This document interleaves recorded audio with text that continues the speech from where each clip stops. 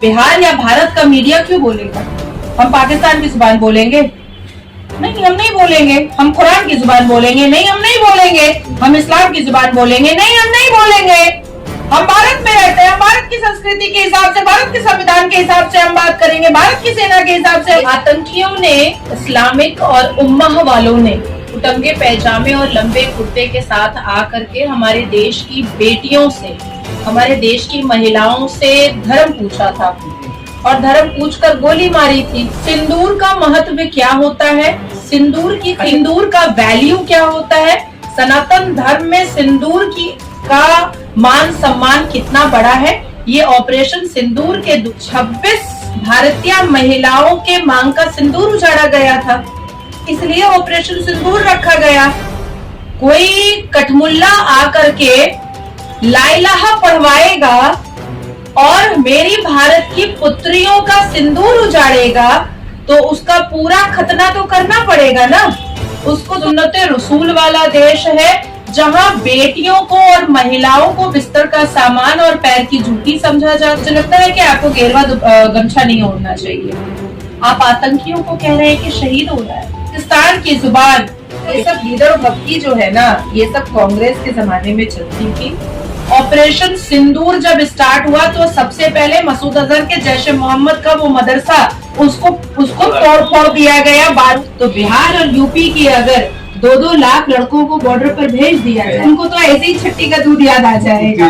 बिहार और उत्तर प्रदेश के हमारे बजरंग दल के जितने भी आतंकवादी हमले करते हैं, ये टारगेट हिंदू पर ही क्यों रखते हैं? क्या आप काफिर है हिंदू? क्या बरखत है? आप क्या बरखत हैं? 2.0 है क्या जो मैं आपको बता दूं कि हम पीओके लेंगे, कि बलोच लेंगे, कि खैबर पख्तूनख्वा लेंगे, कि सिंध प्रोवांस लेंगे, हम पूरा पाकिस्तान लेंगे। हम पूरा पाकिस्तान। कांग्रेस की सरकार रहती तो कुछ नहीं होता। और पहलगांव हमले होने के बाद भी तो सरकार सेंट्रल में बीजेपी की है, तो अपनी एजेंसी तो अलर्ट रखती है, तो कैसे चुप हुआ? बहुत अच्छा सवाल आपने किया है। सबसे उमर अब्दुल्ला और राहुल खान जो है वो चिल्लाने लगते हैं। चंद पैसों के चक्कर में जो प्रोस्टिट्यूट्स होती हैं वो कपड़ा खोलती हैं, अपना जिस्म बेचती हैं और चंद ऐसे, और मेरे पास तो कुछ ऐसी तस्वीरें हैं नेहा राठौड़ की जो फारूक अब्दुल्ला के बगल में एसी कमरे में बैठ करके गमछा लगा करके हाथ में बूम पकड़ करके ये बोलना बहुत आसान है। 120 करोड़, मैं तो 22 करोड़ को छोड़ ही देती। ये कठमुल्ले तो है ही पाकिस्तानी प्रेमी। आने वाले 15 दिन में वो सीमा गुलाम हैदर को दिखेगा। नमस्कार, जय हिंद। हम प्रकाश मेहता और आप देख रहे हैं सिस्टम न्यूज में आपका एक बार फिर से स्वागत है। जैसा कि आप अभी हमारे साथ देख रहे हैं, नाजिया इलाही मैम बैठी हैं, तो आज हम इनसे बात करेंगे जो अभी हमारे इंडिया में पाकिस्तान और इंडिया के बीच जो वार चल रहा है, युद्ध हुआ है, तो इस पर अभी क्या माहौल है उसकी बात हम सुनते हैं मैम का। तो मैम, अभी जो पाकिस्तान और इंडिया का माहौल जो चल रहा है, क्या कहना चाहिए? हर हर महादेव। आतंकियों ने, इस्लामिक और उम्मह वालों ने उटंगे पैजामे और लंबे कुर्ते के साथ आकर के हमारे देश की बेटियों से, हमारे देश की महिलाओं से धर्म पूछा था और धर्म पूछकर गोली मारी थी। तो आदरणीय प्रधानमंत्री ने उनको पूरी महाभारत दिखा दी, क्योंकि महाभारत तो दिखाना पड़ेगा ना। सिंदूर का महत्व क्या होता है? सिंदूर की कीमत क्या होती है? आप मेरी बात कंप्लीट होनी। सिंदूर की कीमत क्या होती है? सिंदूर का वैल्यू क्या होता है? सनातन धर्म में सिंदूर का मान सम्मान कितना बड़ा है? ये ऑपरेशन सिंदूर के द्वारा आदरणीय प्रधानमंत्री मोदी जी ने पाकिस्तान को क्या पूरी दुनिया को दिखा दिया। अच्छा, ये ऑपरेशन सिंदूर नाम ही क्यों रखा गया, इसका बताएंगे आप? क्योंकि 26 भारतीय महिलाओं के मांग का सिंदूर उजाड़ा गया था, इसलिए ऑपरेशन सिंदूर रखा गया। कोई कठमुल्ला आकर के ला इलाहा पढ़वाएगा और मेरी भारत की पुत्रियों का सिंदूर उजाड़ेगा तो उसका पूरा खतना तो करना पड़ेगा ना। उसको तो बताना पड़ेगा ना कि हमने महाभारत में क्या सीखा, हमने हनुमान जी के गदा से क्या सीखा, हमने भगवान श्री भगवान राम के धनुष से क्या सीखा, ये तो बताना पड़ता। तो इसलिए हमने बताया और इसीलिए इस ऑपरेशन का नाम ऑपरेशन सिंदूर रखा गया। अच्छा, इस ऑपरेशन का कमांड 2 लेडीज लड़कियों को दिया गया है। और जो हमला पहलगाम हुआ था तो वहाँ पर एक लेडीज को छोड़ दिया गया था कि आप जाकर प्रधानमंत्री को बताओ ये खबरें कि हमने ऐसा क्यों किया। तो इस पर 2 लेडीज को क्यों रखा गया? देखिए, सबसे पहले तो मैं बताऊं कि जो कर्नल सूफिया कुरैशी हैं और एयर कमांडेंट जो है वो दोनों का पोजीशन और वो दोनों ही सेनाओं के दोनों पार्ट के इतनी वैल्यूबल पोजीशन पर हैं कि वो वैसे ही आती वहां पर। दूसरी चीज है कि इस पूरे ऑपरेशन सिंदूर को लीड वही दोनों महिलाएं कर रही हैं। और तीसरी चीज है कि पाकिस्तान एक इस्लामिक देश है, सुन्नते रसूल वाला देश है, जहां बेटियों को और महिलाओं को बिस्तर का सामान और पैर की जूती समझा जाता है। ऐसे में 2 महिलाएं सोफिया कुरैशी और कमांडर जो हमारी आर्म्स की हैं उनके द्वारा ये भी संदेश भेजा गया है कि तुम्हारे इस्लाम में महिलाओं का औकात बिस्तर और चप्पल है और मेरे भारत की सभ्यता और संस्कृति में महिलाएं सर्वप्रिय और सर्वप्रथम है। अच्छा, पाकिस्तान में जो आतंकवादी मारे जा रहे हैं उनमें नमाज के लिए वहाँ के पाकिस्तानी आर्मी को भेजा जाता है। वो शहीद होते हैं तो आर्मी उन्हें श्रद्धांजलि देने जाती है। मुझे लगता है कि आपको गेरवा गमछा नहीं ओढ़ना चाहिए। आप आतंकियों को कह रहे हैं कि शहीद हो रहा है। नहीं, ये तो पाकिस्तान वहाँ पर नहीं, तो पाकिस्तान की जुबान आप क्यों बोलेंगे? पाकिस्तान की जुबान बिहार या भारत का मीडिया क्यों बोलेगा? हम पाकिस्तान की जुबान बोलेंगे? नहीं, हम नहीं बोलेंगे। हम कुरान की जुबान बोलेंगे? नहीं, हम नहीं बोलेंगे। हम इस्लाम की जुबान बोलेंगे? नहीं, हम नहीं बोलेंगे। हम भारत में रहते हैं, हम भारत की संस्कृति के हिसाब से, भारत के संविधान के हिसाब से हम बात करेंगे, भारत की सेना के हिसाब से हम बात करेंगे। ये जो कटमुल्ले अभी मर रहे हैं, जिनकी पतलून गीली हो रही है, जो भागे भागे फिर रहे हैं, कल देर रात शहबाज शरीफ पाकिस्तान का कटमुल्ला वजीर आजम जो भाग गया है, ये जो मर रहा है और इसका जाकर के जनाजे की नमाज पढ़ रहा है शहबाज शरीफ और आसिम मुनीर, जनरल आसिम मुनीर, ये लोग जो जाकर के पढ़ रहा है, इसमें कोई शॉकिंग नहीं है। जैसे मोहम्मद हो, लश्कर तैयबा हो, हिजबुल मुजाहिदीन हो, ये सब इन्हीं का बनाया हुआ है। और पाकिस्तान के जो डिफेंस मिनिस्टर है उन्होंने तो खुद अग्री किया है कि भाई हमें पैसा आता था और हम जो है हम आतंकियों को, जिहादियों को हम रोटी बोटी देते थे। पाकिस्तान के डिफेंस मिनिस्टर ख्वाजा आसिफ ने खुद कन्फ्रंट करके यूएस बेस्ड मीडिया चैनल को, यूके बेस्ड मीडिया चैनल को, अरब मीडिया चैनल को खुद बैठकर बोला है कि हम पिछले 3 डेकेड से हम जिहादी और आतंकियों को पैसा लेकर के हम इनको यहाँ पर पाल पोस रहे हैं। जो मसूद अजहर था उन्होंने कहा था कि पहले ही कि अगर सिंधु जो पानी रोका गया तो हम इसे वार मानेंगे, और फिर अभी मसूद अजहर जो है रो रहा है। इस पर क्या कहिएगा? क्योंकि पहले तो डरा रहा था और अभी खुद रो रहा है। ये सब लीडर भक्ति जो है ना, ये सब कांग्रेस के जमाने में चलती थी।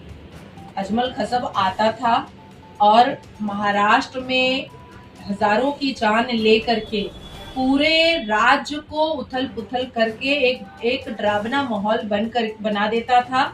और मनमोहन की सरकार सोनिया एंटोनियो के नेतृत्व में बैठ करके देश की जनता के टैक्स का पैसा अजमल खसब की बिरयानी और उसके रहन सहन पर और मुसलमान वकील प्रोवाइड करने पर खर्च करती थी।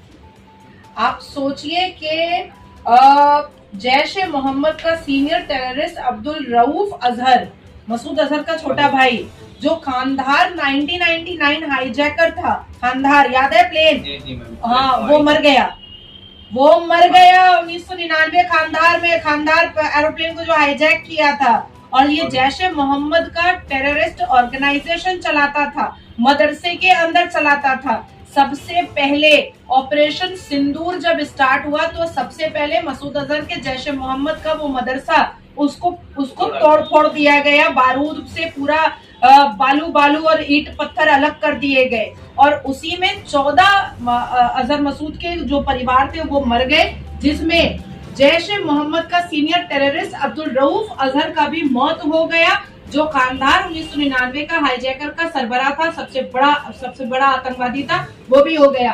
तो जो कांग्रेस देश के देश के लोगों का बदला जो कांग्रेस नहीं ले पाई, क्योंकि कांग्रेस का एक साठगांठ हमेशा पाकिस्तान से रहा है। आज भी देखिए कांग्रेस जो भाषा बोल रहे हैं, जो स्टेटमेंट दे रहे हैं, उससे ये साफ जाहिर हो रहा है कि कांग्रेस पाकिस्तान का प्रवक्ता बनकर के बैठ अभी तो कह रहे हैं कि हम सरकार के साथ हैं, जो अभी पहलगाम आतंकवादी। तो बोलना पड़ेगा ना, देश की सेना की तारीफ तो करनी पड़ेगी ना, नहीं तो पैंट खोल करके मारेंगे हम लोग। देश की जनता पैंट खोल करके मारेगी। और जहाँ तक मुझे लगता है कि आप बिहार से आ रहे हैं, आपने कहा कि आप बिहार से आ रहे हैं, तो बिहार और यूपी के अगर 2-2 लाख लड़कों को बॉर्डर पर भेज दिया जाए तो वो लोग तो उनको तो ऐसे ही छट्टी का दूध याद आ जाएगा। बिहार और उत्तर प्रदेश के हमारे बजरंग दल के लड़कों को, बिहार और उत्तर प्रदेश के बजरंग दल के सिर्फ बजरंग दल के लड़कों को अगर आज सेना पर उतार दिया जाए और लाहौर भेज दिया जाए, मुझे लगता है कि खतना तो ऐसा मुकम्मल होगा ये उम्मा और फी सबीलिल्लाह वालों का कि दोबारा मुंह दिखाने के काबिल नहीं रहेंगे। अच्छा मैम, एक और सवाल मेरा है कि जैसे कि ये जितने भी आतंकवादी हमले करते हैं, ये टारगेट हिंदू पर ही क्यों रखते हैं? क्योंकि आप काफिर हैं Hindu. According to Al Quran, according to Islam, according to सुन्नत रसूल, जो कोई भी सिर्फ अल्लाह को और मोहम्मद को नहीं मानेगा, प्रॉफिट मोहम्मद सल्लल्लाहु अलैहि वसल्लम को नहीं मानेगा, वो काफिर है। आप भगवान की पूजा करेंगे, आप बुत परस्त है, इसलिए आप काफिर है। आपको काटना, मारना, छीलना, लूटना, पीटना जरूरी है। जितने भी हमले होते हैं, जैसे कि अमरनाथ यात्रा हो गया, यहाँ पर दिल्ली में अक्षरधाम मंदिर होता है, या वहाँ वैष्णो धाम मंदिर पर भी होता है, तो हमेशा टारगेट, और इस बार भी पहलगाम पर उनके धर्म नाम पूछकर भी टारगेट किया गया। बोला तो मैंने कि जो 30 पारा अल कुरान का है, उसमें हजारों ऐसी आयतें हैं जिसमें काफिरों को मारने, पीटने की और काटने की बात लिखी हुई है।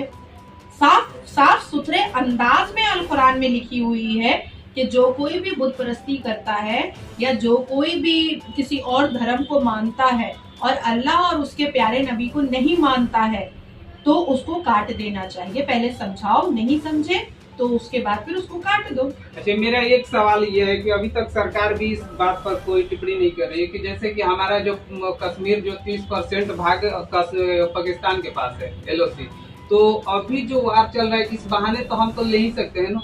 ये हम आपको क्यों बताएंगे? आप क्या बरखा दत्त हैं? आप क्या बरखा दत्त हैं? कारगिल के वक्त में बरखा दत्त ने बहुत ही खुफिया जानकारी हमारे आर्मीज की जो है वो पाकिस्तान को स्लीपर सेल की तरह पहुंचाई थी।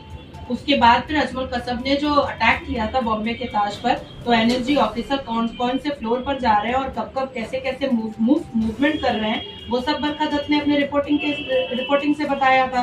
तो आप बरखा दत्त 2.0 है क्या, जो मैं आपको बता दूं कि हम POK लेंगे, कि बलोच लेंगे, कि खैबर पख्तूनख्वा लेंगे, कि सिंध प्रोवांस लेंगे, हम पूरा पाकिस्तान लेंगे, हम पूरा पाकिस्तान लेंगे, हम पूरा पाकिस्तान लेंगे। चलिए, एक और मेरा सवाल है कि जैसे अभी मान के चलिए जो इंडिया में हालात है और पहलगाम हमला हुआ, अगर कांग्रेस की सरकार होती तो क्या माहौल रहता देश का? कांग्रेस की सरकार रहती तो कुछ नहीं होता, और पहलगाम हमले होने के बाद भी कुछ नहीं होता। आप मुझे बताइए, 1989 से 1991 में इसी जम्मू कश्मीर में कश्मीरी पंडितों का नरसंहार हुआ और उन तमाम कश्मीरी पंडितों को वहां से निकाल दिया गया। कश्मीरियत का नारा क्या होता था? आजादी तो मिल चुकी थी, आजादी तो देश को मिल चुकी थी, हम तो ब्रिटिश के रूल से आजाद हो चुके थे।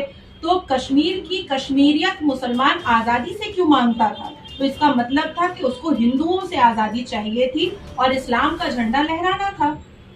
तो वही होता जो फारूक अब्दुल्ला के नेतृत्व में हुआ था। लेकिन क्योंकि यहाँ पर जम्मू कश्मीर में LG जो है वो हमारे भारतीय जनता पार्टी के हैं और देश में सरकार जो है वो आदरणीय प्रधानमंत्री श्री नरेंद्र दामोदर दास मोदी की है, तो इसलिए पैंट खोल करके जवाब दिया गया है, महाभारत दिखा करके जवाब दिया गया है। आज कैसे सब भाग रहा है, पतलून गीली हो रही है शहबाज शरीफ की, जनरल आसिम मुनीर तो हिजाब ओढ़ करके बैठा हुआ है, सामने ही नहीं आ रहा है। और अगर कश्मीर में, जम्मू कश्मीर में बीजेपी की सरकार होती तो क्या पहलगाम हमले होते? कभी नहीं होता, पॉसिबल ही नहीं होता। तो फिर भी तो सरकार है, सेंट्रल में बीजेपी की है, तो अपनी एजेंसी तो अलर्ट रखती है, तो उसको फिर कैसे चुप हुआ? बहुत अच्छा सवाल आपने किया है। सबसे पहले मैं आपको ये बता दूं कि पहलगाम एक ऐसा ग्राम और उछली पहाड़ी का हिस्सा है जहाँ पर सेना और सुरक्षा अमरनाथ यात्रा के वक्त से स्टार्ट कर दी जाती है, लेकिन वहाँ के लोकल जो टूरिज्म वाले थे उन्होंने बिना किसी सुरक्षा एजेंसी को इत्तला किए उन्होंने बुकिंग लेना स्टार्ट कर दिया। द सेकेंड थिंग इज कि उमर अब्दुल्ला ने जम्मू कश्मीर के विधानसभा में बैठ करके ये बात कह दिया कि गलती उनसे बहुत बड़ी हुई है, क्योंकि जम्मू एंड कश्मीर एक यूनियन टेरिटरी का हिस्सा है, इसलिए वहाँ की पुलिस ही वहाँ की देखरेख करती है और वहाँ की पुलिस देश की सेना को बताती है कि कहाँ कहाँ पर अलर्ट पोजीशन है और कहाँ कहाँ पर सुरक्षा एजेंसीज को खड़ा रहना है। अब बात तीसरी आती है कि अगर सेंट्रल गवर्नमेंट की एजेंसीज अगर स्टेट गवर्नमेंट को इंटरवीन करती तो फिर उमर अब्दुल्ला और राहुल खान जो है वो चिल्लाने लगते कि हमारा खुफिया जानकारी निकाला जा रहा है। तो इन्होंने चारों तरफ से घेरा और घेर करके उमर अब्दुल्ला ने और फारूक अब्दुल्ला ने दोबारा अपने रिश्तेदारों को बुलाया और बुला करके हिंदुओं को मरवाया। अब आती है तीसरी बात जो बहुत इम्पोर्टेंट बात है कि फारूक अब्दुल्ला का तो इतिहास है कि वो तो पाकिस्तानियों के साथ, हाँ, वो तो इतिहास है उनका। अब चौथी बात मैं आपको और बहुत इम्पोर्टेंट बता दूं कि जम्मू कश्मीर से इस बार क्रिस्टल क्लियर हो गया कि उमर अब्दुल्ला कभी नहीं जीतता अगर लाखों पाकिस्तानी जम्मू कश्मीर में वोटिंग नहीं करते। खुद पाकिस्तानी खड़ा हो करके कह रहा है कि हमने तो वोटिंग भी किया है, नहीं तो उमर अब्दुल्ला तो कभी नहीं जीतता, वो तो रिश्तेदारों ने जिता दिया। पाकिस्तानी रिश्तेदार ला इलाहा का रिश्ता निभाए और उमर अब्दुल्ला को जितवाया। अच्छा, पहलगाम हमले जो हुए थे तो एजेंसी ने पहले ही अलर्ट किया था, बोला जा रहा है कि वो अप्रैल में कुछ बड़ा धमाका होने वाला है। कहाँ पर है वो प्रूफ है आपके पास? और सोशल मीडिया पर जैसे न्यूज़ सोशल मीडिया नहीं अलर्ट किया था तो I am not going to give any statement regarding social media। मैं सोशल मीडिया पर बात नहीं करती हूँ। आपके पास कोई प्रूफ है तो आप मुझे दिखाइए, अदरवाइज मैं इस पर कोई टिप्पणी नहीं करूंगी। उमर अब्दुल्ला ने अपनी गलती कान पकड़ करके मानी है और उसने जम्मू कश्मीर के विधानसभा के भीतर कहा है कि मेरे पास माफी मांगने के लिए शब्द नहीं। अच्छा, मोहम्मद मुफ्ती है जो और उमर अब्दुल्ला, जब भी इंडिया और पाकिस्तान की तुलना की जाती है तो ये कहते हैं कि पाकिस्तान जब भी वार होगा तो जीतेगा, तो पूछा जाता है ऐसा क्यों? तो बोलते हैं कि उनके पास से परमाणु हथियार है, फिर इंडिया में रहने के बावजूद भी ये लोग उतना नहीं। देखिए, ये तो आज की कोई नई बात नहीं है। हमेशा जब भी नेहरू एक्सीडेंटल हिंदू, नेहरू खुद बोला है भाई नेहरू कि वो एक्सीडेंटल हिंदू है। तो एक्सीडेंटल हिंदू नेहरू के साथ जब वो जेल में भी था फारूक अब्दुल्ला, तब भी उसने यही बात कहा था कि पाकिस्तान जब बनेगा तो वो बहुत स्ट्रांग होगा, क्योंकि वो प्रॉफिट मोहम्मद सल्लल्लाहु अलैहि वसल्लम की उम्मतों पर बनेगा। ये तो खुद फारूक अब्दुल्ला। दूसरी बात है, पहले पूरा कंटेंट ले लीजिए आप, पूरा स्टेटमेंट ले लीजिए मेरा। दूसरी बात है कि मैं आपको चैलेंज दे करके बोल रही हूँ कि जो परमाणु जो न्यूक्लियर बॉम्ब का दावा ये ठोकता है पाकिस्तान हमेशा, आज से नहीं एक जमाने से जो ठोक रहा है वो है कहाँ? वो पाओ का जो बम है वो है कहाँ? एक्चुअली में पाकिस्तान ने बनाया जरूर था न्यूक्लियर पावर, लेकिन वो उसने गिरवी रखा हुआ है, बेचा हुआ है चाइना को भी और अमेरिका को भी। तो रिमोट कंट्रोल जो है वो चाइना और अमेरिका के पास है। ये तो हिजड़े की फौज है, पाकिस्तान की फौज। आप सोचो, आतंकवादियों को लेकर के साथ में लड़ रही है। कभी सेना के जवान किसी भी देश के होते हैं वो यूनिफॉर्म में लड़ते हैं, यहाँ तो यूनिफॉर्म के साथ उटंगे पैजामे वाला भी बम और बंदूक चला रहा है। तो ये जो गीदड़ भपकी है कि पाओ का बम चलाएंगे, तो ये कब चलाएंगे? चलाइए, दिखाइए कि आप न्यूक्लियर पावर वाले हैं। दिखा क्यों नहीं रहे हैं? पूरा तो चिथड़ा उड़ रहा है आपके देश का, अब तो दिखा दो कम से कम। अच्छा, ऐसे जो यहाँ के नागरिक हैं जो इंडिया में रहकर भी पाकिस्तान की बड़ाई करते हैं, चाहे वो मुसलमान ही ज्यादातर हम ऐसे देखते हैं कश्मीर में, और अभी आपने एक न्यूज में भी आप ही ने कहा था झारखंड में ऐसा हुआ था, तो फिर ऐसा नहीं लगता कि इन सबको उठाकर वहीं पर फेंक देना चाहिए? आपको प्यारा पाकिस्तान है तो फिर आप वहीं रहो। सरदार पटेल जी ने भी कहा था, भीमराव अंबेडकर जी ने भी कहा था, और मैं भी कह रही हूँ कि आजादी के वक्त 1947 में जो मुसलमान यहाँ पर रह गए उनको रहने नहीं देना चाहिए था। ये ला इलाहा रिश्ता वाले ये हमेशा ला इलाहा वालों के ही रहेंगे, और पाकिस्तान जिन्ना ने बनाया ही था नफरत के लिए, दंगा करने के लिए, आतंक करने के लिए, अश्लीलता के नंगे नाच के लिए, मुजरा कोठा के लिए जो पाकिस्तान कर रहा है। मुझे ऐसा लगता है कि अभी भी वक्त है, एनआरसी इमीडिएट इम्प्लीमेंट होना चाहिए, अभी भी वक्त है, यूसीसी इमीडिएट इम्प्लीमेंट होना चाहिए, अभी भी वक्त है भारत से all India Muslim personal law board को खत्म करके उस पर ताला मार देना चाहिए। अच्छा, एक सोशल मीडिया पर काफी वायरल एक सिंगर है नेहा राठौर, आपने भी नाम सुना है, और पहलगांव हमले पर उन्होंने इंडिया को और पीएम मोदी पर इस बात का आरोप लगाया कि जो कुछ हुआ इनकी हाथ मिली भगत है, और उस वीडियो को क्लिप पाकिस्तान में चलाया गया, काफी वायरल हुआ। क्या आप कहिएगा नेहा राठौर के बारे में? देखिए, जो औरत भारत की सभ्यता, संस्कृति, अपने अपने धर्म के अध्याय और ग्रंथों को से वाकिफ नहीं है, कभी पढ़ी नहीं है, अपने धर्म पर कभी गुरूर और घमंड करना आया नहीं है, अपने धर्म पर कभी गौरव करना आया नहीं है, तो वो पाकिस्तान की भाषा नहीं बोलेगी तो क्या बोलेगी?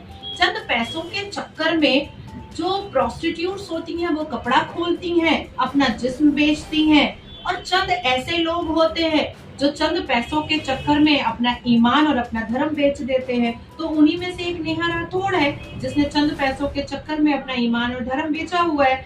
और मेरे पास तो कुछ ऐसी तस्वीरें हैं नेहा राठौड़ की जो फारूक अब्दुल्ला के बगल में बैठ करके ठहाके लगा रही है। हमें ये समझ में नहीं आता है कि नेहा राठौर को पब्लिसिटी चाहिए या पैसा फंडिंग आता है। पब्लिसिटी और फंडिंग एक साथ उसको मिल रही है ना, एक साथ मिल रही है। करना क्या है, मोदी का विरोध करते करते देश विरोधी हो चुकी है। मोदी का विरोध करते करते मोदी सरकार से हम सवाल पूछ रहे हैं, मोदी का विरोध करते करते देश विरोधी, और देश विरोधी होते होते पाकिस्तानी प्रवक्ता बन चुकी है। तभी तो पाकिस्तान की मीडिया उसको दिखा रही है। और अगर कहना है कि वो सवाल कर रही है तो सवाल बाप से ना नजरें झुका करके और सलीके से किया जाता है। सवाल में आप टोंट मार करके दुश्मन देश को खुश नहीं किया जाता है। इसी बात को वो हथियार बनाकर चलाए ना पाकिस्तान में कि वहाँ की नागरिक ही इस बात को मानती है कि इंडिया ने किया।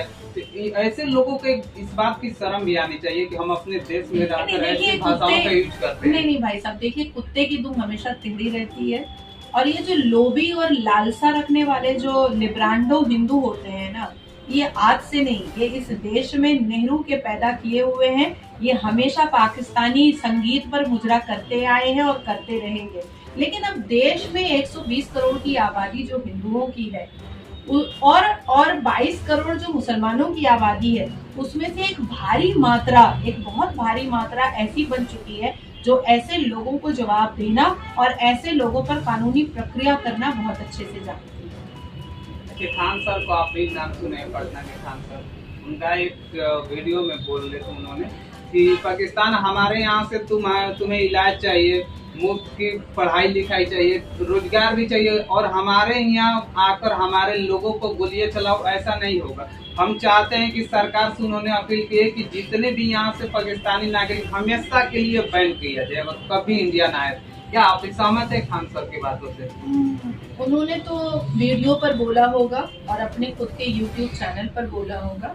मैं तो कोई YouTube चैनल नहीं चलाती और मैं वीडियो भी नहीं चलाती। मैंने साफ लफ्जों में देश के सर्वोच्च न्यायपालिका के चीफ जस्टिस ऑफ भारत को लिखा है, और साथ साथ मैंने अपने राज्य की ममता बनर्जी को भी लिखा है कि भैया, जितने भी पाकिस्तानी हैं, जितने भी बांग्लादेशी हैं, जितने भी रोहिंग्या हैं जो आ चुके हैं, उनकी रवानगी का इंतजाम किया जाए, और जो आना चाहते हैं उनका खतना प्रॉपर करा दिया जाए। अच्छा, एक मैडम इसी पर हम सवाल पूछेंगे कि रोहिंग्या हमेशा किया जाता है बात, फिर तो विपक्ष पार्टी भी कहती है कि सेंटर में किसकी सरकार है और बॉर्डर पर कौन सैनिक है, फिर रोहिंग्या आ कहां से रहे? एसी कमरे में बैठ करके गमछा लगा करके हाथ में बूम पकड़ करके ये बोलना बहुत आसान होता है। कभी जा करके बॉर्डर देखिए, और बॉर्डर के पास जब सर्दी का मौसम, हमारा सवाल नहीं, ये हमेशा आपने भी जो लोग भी बोलते हैं, लेकिन नॉर्मल लाइफ बहुत ही महत्वपूर्ण और बहुत ही खूबसूरत होती है। महत्वपूर्ण भी होती है, खूबसूरत भी होती है। लेकिन आज हम ट्वीट कर रहे हैं, आज हम इंस्टा पे पोस्ट कर रहे हैं, आज आप बिहार से चल करके मुझे मेरा इंटरव्यू लेने के लिए बंगाल जरूर आए हैं। मैं आपके परिश्रम को बहुत मान और सम्मान देती हूँ, लेकिन क्या हम मैं या आप क्या देश की सेना के बराबर हैं? नहीं, कभी नहीं हो सकते, कभी नहीं हो सकते। कभी टिप्पणी उनकी हाँ, बातों तो को देश की सेना से जाकर के पूछिए कि जब वहां पर बालू के इलाके में जब सैंड ऊपर आता है तो जो बॉर्डर होता है वो कहाँ छुप जाता है। जब बर्फ ऊपर आता है बर्फ वाले इलाके में तो फिर जो बॉर्डर का जो बैरिकेड होता है वो कहाँ छुप जाता है, पता नहीं चलता। कश्मीर जाइए, कश्मीर की खाड़ी, कश्मीर के जंगल, कश्मीर के पेड़ पौधे, कश्मीर के की जो वैलीज है उसमें कितने एयर सिक्योरिटी के बावजूद भी ऐसे ऐसे गुफाएं और सुरंगें हैं कि वहां से वो लोग चले आते हैं। देश की सेना का प्रॉब्लम नहीं है। देश की सेना अपनी जान दे करके हमारे देश को सुरक्षित रखी हुई है। कल अगर आप रात में सोए होंगे ना तो बिकॉज ऑफ दिस देश की सेना। हम तो नहीं सोए पूरी रात, मैं तो पूरी रात नहीं सोई हूँ। मेरे एक्स हैंडल पर जाइए, हर 10-15 मिनट के बाद मैं अपडेट पोस्ट कर रही थी और मैं हर 10-15 मिनट के बाद एक वीडियो अपना खुद का भी बना करके डाल रही थी। पिछले 5 दिन से मैं सोई नहीं हूँ क्योंकि देश की जो हमारी सेना है ना वो अपनी जान की बाजी लगा करके वो हमें सुरक्षित रखने के लिए वहां पर अपने परिवार को भी एक बार सोच नहीं रही है, अपने बीवी बच्चों को भी एक बार सोच नहीं रही है। तो इसलिए देश की सेना पर अगर भारत देश का एक भी नागरिक सवाल उठाता है तो मुझे लगता है कि वो देशभक्त हो ही नहीं सकता, इस मातृभूमि का भक्त हो ही नहीं सकता। अब इस पर मैं आपको इम्पोर्टेंट जवाब दे रही हूँ। अगर 120 करोड़, मैं तो 22 करोड़ को छोड़ ही देती हूँ, ये कठमुल्ले तो है ही पाकिस्तानी प्रेमी। देश के जो नागरिक होते हैं उन्होंने कितने पिटीशन दायर किए हैं। मेरे पास पड़ोस में मुझे शक है कि पाकिस्तानी रहता है। देश के 120 करोड़ के कितने नागरिक हैं जिन्होंने हमारे भारत देश की सर्वोच्च न्यायपालिका को ये कहा है कि मुसलमान जब शरिया लॉ हमारे नाक के नीचे मानता है तो इनको इस्लामिक पनिशमेंट भी दीजिए। इस्लामिक पनिशमेंट क्यों नहीं मानता है? इस्लाम का सबसे महत्वपूर्ण हिस्सा क्यों नहीं मानता है? कितने नागरिक ने जाकर के सर्वोच्च न्यायपालिका को कंप्लेन किया या दिया? हम में से 4-5 लोग हैं जो हम लोग हर वक्त लगे रहते हैं, बाकी तो सब सोए रहते हैं। दो लाइन का एक नेट इस पर बनाते हैं वीडियो, उसको पोस्ट करते हैं और उससे भी पैसा कमाते हैं। और वो वीडियो बनाते ही इसलिए हैं कि हम उससे 500 रुपया कमा सके और हमको उससे फेम मिल सके। कुछ लोग फेम के लिए, आपको पता है, राष्ट्रभक्ति का चैनल खोल करके बैठे हैं, लेकिन वो मोदी को गालियां परोस रहे हैं, देश की सेना को गालियां परोस रहे हैं, जो पूछ रहे हैं पुंछ में आदमी मर गया, तुम पाकिस्तान पे वॉर कर रहे हो। अरे शहीद तो हमारे महाराणा प्रताप भी हुए, शहीद तो भगत सिंह भी हुए, शहीद तो कई हमारे मेजर कर्नल और जनरल भी हुए। तो उनका परिवार नहीं है क्या? आज पाकिस्तान को मुंहतोड़ जवाब देने के लिए अगर 10 लोग हमारे देश का मर रहा है तो उसको शहीद बोला जाएगा, उसको शहादत बोला जाएगा। तो ऐसे लोग हैं। देश की सेना के लिए 7 खून माफ है मेरी नजर में। देश की सेना अगर मुझे कहेगी कि मेरा पैर धो करके नाजिया पी जाओ तो मैं वो भी करने को तैयार हूँ। मेरी नजर में मेरे देश की सेना का ये वैल्यू है, ये अहमियत है, मैं यहाँ बिठाने को तैयार हूँ। आज पाकिस्तान में गलती से एक मेरे देश का फौजी चला गया है। अगर आदरणीय प्रधानमंत्री ने कहा कि नाजिया पाकिस्तान तुमको मांग रहा है वो फौजी को वापस करने के लिए, मैं अभी चले जाऊंगी अटारी बॉर्डर। ये है मेरी नजर में देश की सेना की अहमियत। अच्छा, जाहिर सी बात है कि देश की आर्मी और देश की फौज को तो सैल्यूट करना चाहिए। एक इसी पर मैं सवाल एक और आता है। असदुद्दीन ओवैसी ने जब सीमा हैदर इंडिया क्रॉस की थी नेपाल से, तो उन्होंने जो बॉर्डर पर आ रहे सेनाओं पर आरोप लगाया था बीएसएफ के जवानों पर, तो वहाँ के बोल रहे थे कि कैसे फिर सीमा हैदर बॉर्डर क्रॉस करते हैं। असदुद्दीन ओवैसी अभी थोड़ा सा न्यूट्रल गेम खेल रहा है, क्योंकि कहीं ऐसा ना हो कि उसकी शेरवानी फाड़ करके और उसके पैजामे को खोल करके ठीक वैसे ही मारा जाए, रोड पर नंगा करके असदुद्दीन ओवैसी को, जैसे असदुद्दीन ओवैसी ने तस्लीमा नसरीन को मारा था। इसलिए अभी वो पाकिस्तान जिंदाबाद और मुर्दाबाद कर रहा है। कभी उसके मंच पर पाकिस्तान जिंदाबाद के नारे भी लग चुके हैं और अब वो हमारे भारत के तिरंगे झंडे की पगड़ी बना करके भारत जिंदाबाद और पाकिस्तान मुर्दाबाद कर रहा है, क्योंकि असदुद्दीन ओवैसी को बहुत अच्छे से पता है कि उसकी जो पार्टी है वो मुस्लिम लीग और रजाकारियों के अलायंस की पार्टी है और आज तक असदुद्दीन अवैसी मजलिसे इत्तेहादुल मुस्लिमीन पार्टी चला रहा है, जो पाकिस्तानी रजाकारी कासिम रिजवी की पार्टी है। इसलिए वो थोड़ा सा न्यूट्रल गेम खेल रहा है। अभी ये वॉर का सिलसिला जैसे ही खत्म हो जाएगा, वो फिर चिल्लाने लगेगा कि वक्फ बोर्ड की प्रॉपर्टी हमारी है, अल्लाह की प्रॉपर्टी है, मुसलमानों को भारत में अत्याचारित किया जा रहा है, वो फिर से चिल्लाने लगेगा। अभी वो सिर्फ अपने आप को सुरक्षित करने के लिए भारत प्रेमी बन चुका है। एक लास्ट मेरा सवाल है मैम, बड़ा मुझे दुख है कि पूरे पाकिस्तान के नागरिकों को भेजा गया, सीमा हैदर को क्यों नहीं भेजा? इमीडिएट भेज देना चाहिए। सीमा हैदर को क्यों? पूरा देश की नागरिक कर रही थी, आखिर उसे क्यों रखा जाए? इस चीज का आगे फ्यूचर में चल के मिसयूज भी तो हो सकता है। डेफिनेटली हो सकता है, क्योंकि शक का दायरा तो बना ही रहेगा। ऊपर से 4 बच्चों के साथ वो आई है, हो सकता है स्लीपर सेल हो सकता है हनी ट्रैप का कोई मसला हो, और जानबूझ करके उसने बहुत कम एज के एक लड़के सचिन मीना को फंसा करके रखा हुआ है। साथ में हमारे देश का के सर्वोच्च न्यायपालिका का एक ऐसा वकील है जो निर्भया के बलात्कारियों के लिए ह्यूमन राइट्स की पिटीशन डाला करता था। तो ये हम लोग इस चीज के लिए सतर्क हैं, और कानूनी जितनी भी कार्रवाई करनी होगी आने वाले 15 दिन में वो सीमा गुलाम हैदर को दिखेगा। हमने कान में रुई नहीं डाला हुआ है या सरसों का तेल नहीं डाला हुआ है। सीमा हैदर को भी पता है कि इस देश में बहुत सारे ऐसे लोग हैं जो उस पर निगाह रखे हुए हैं। क्यों आप अभी पश्चिम बंगाल में हैं? पश्चिम बंगाल में भी 2024 में जावेरिया बोल करके एक लड़की आई थी, वो अभी भी है। जरा जाके ममता से भी ये बूम लेकर के पूछिए कि क्यों नहीं भेज रहे हैं। अच्छा, हमारा ये कहना है कि जैसे अभी हुआ है और जो पिटीशन डाला गया है कि शादी का, इस चीज का मिसयूज हो सकता है आगे चल के कि और भी कोई लड़की आएगी उसी दायरे पर, वो भी तो अपना हक जताएगी कि हमने भी तो शादी किया, फिर उनका मामला कोर्ट में जाएगा। तो देखिए ये मोदी की सरकार है, यहाँ 0 टॉलरेंस की सरकार है।